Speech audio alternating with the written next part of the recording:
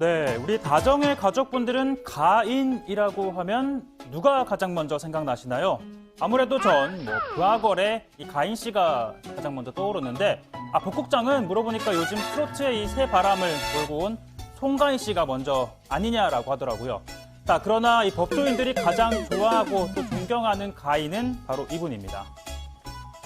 옛날 가인 김병로 선생님 이런 분들도 아주 저희들이 존경해 마지 않는 그런 분인데, 가인 김병로 대법원장님 말씀을 늘 새기고 있었기 때문입니다.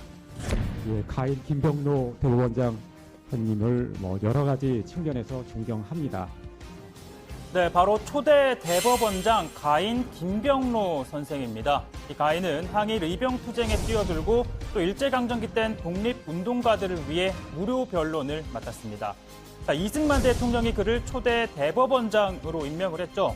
자, 가인은 친일파 처벌에 미온적이었던 이승만의 반기를 들었고 또 영구 집권의 기반을 만들기 위한 희대의 그 4.4.5.2 개헌도 비판했습니다. 사법부 판결을 비난한 이승만에게 이의가 있으면 항소하시오라는 일침을 놨다는 일화는 여전히 회자가 되고 있죠. 자, 이 초대 대법원장을 제15대 대법원장도 존경한다라고 했습니다.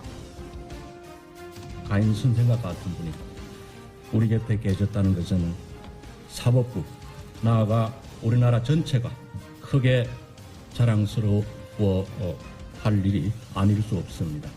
재임 기간 동안 정치 권력 등 외부의 압력과 간섭에 단호히 대처하면서 사법부의 존엄과 권위 그리고 독립을 확고히 한 것은 선생의 큰 공이라 아니할 수 없습니다. 자, 자신을 임명한 대통령을 향해 항소하시오라고 할 만큼 권력 앞에 당당했던 이 가인의 성품을 지켜세웠던 양승태 전 대법원장.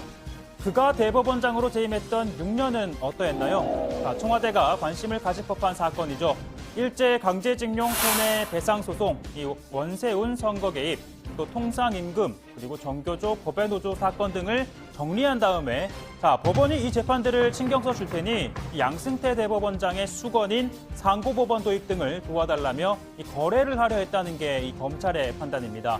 결국 사법부 역사상 처음으로 대법원장이 구속이 됐죠. 그리고 오늘 첫 재판이 시작됐습니다. 한 말씀만 부탁드립니다. 다 보고 있는데요. 임종원 차장 재판 혹시 계속 챙겨보고 계셨나요? 혹시 한 말씀 해주실 거 있으면 부탁드리겠습니다. 국민들이 보고 있는데 한 말씀만 부탁드리면 안 될까요? 자, 이렇게 불구속 재판을 받게 된 두 전직 대법관이 먼저 법정에 도착을 했고 나란히 피고인석에 앉았습니다. 곧 이어서 양승태 전 대법원장이 구속 피고인 대기인석을 통해 법정에 들어서자 박병대 고영한 전 대법관 그리고 변호인들은 일제히 일어나 전직 대법원장에 대한 예의를 갖췄습니다. 자, 6년 동안 세상에서 가장 높은 자리라고 할 수 있는 대법원 대법정에서 마주했던 세 사람. 자, 이제는 피고인석에서 만난 건데요.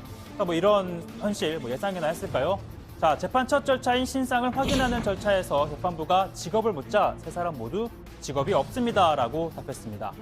자, 세 피고인들 공소 사실 모든 것이 근거가 없고 소설 같은 이야기라 공소 자체가 부적합하다 또는 이 개별 공소 사실에 관해 사실관계 법리적 문제를 다투겠다 또는 조직 위상을 강화하기 위한 사법 행정자들의 폭넓은 재량을 형사 범죄에 해당한다고 볼 수 없다라며 혐의를 모두 부인했습니다. 자, 오늘 재판이 진행된 서울중앙지법 대법정엔 100여 명의 방청객들이 몰렸는데요.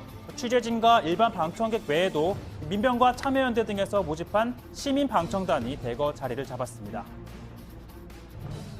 법을 잘 아는 사람들, 법 잘 알될 재판이다 보니까 시민들의 감시가 무엇보다 더 필요한 것 같습니다. 그래서 이렇게 참여해 주셔서 너무 감사드리고요. 오늘 하루 재판을 방청하면서 도대체 어떻게 재판이 진행되는지에 대해서 저희가 두 눈 부릅뜨고 지켜보면 좋겠습니다.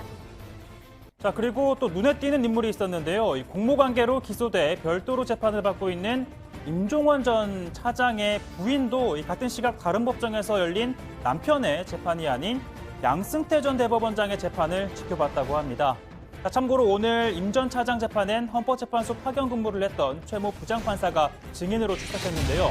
그는 헌재 내부 문건을 임 전 차장에게 전달한 사실 시인했다고 합니다.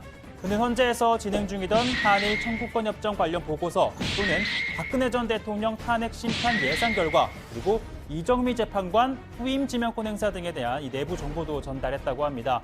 자, 통진당 해산, 당시 대통령 탄핵 심판 등으로 국민적 관심이 헌재에 집중이 되고 이렇게 헌재의 위상이 높아지자 헌재를 경쟁 상대로 여긴 양승태 대법원이 이 최고 법원 지위를 빼앗기게 될까 봐 견제에 나선 것이다라는 지적이 나왔죠. 최 부장판사, 이 헌재에 근무하는 동안 헌재 결정이 법원 판결에 미칠 영향을 미치거나 또는 미칠 우려가 있을 경우 대법원에 알리라는 지시를 받았다고 합니다. 그러면서 당시 행위에 대해서는 지금 같으면 거절했을 것 같다, 후회된다라고 말하기도 했습니다.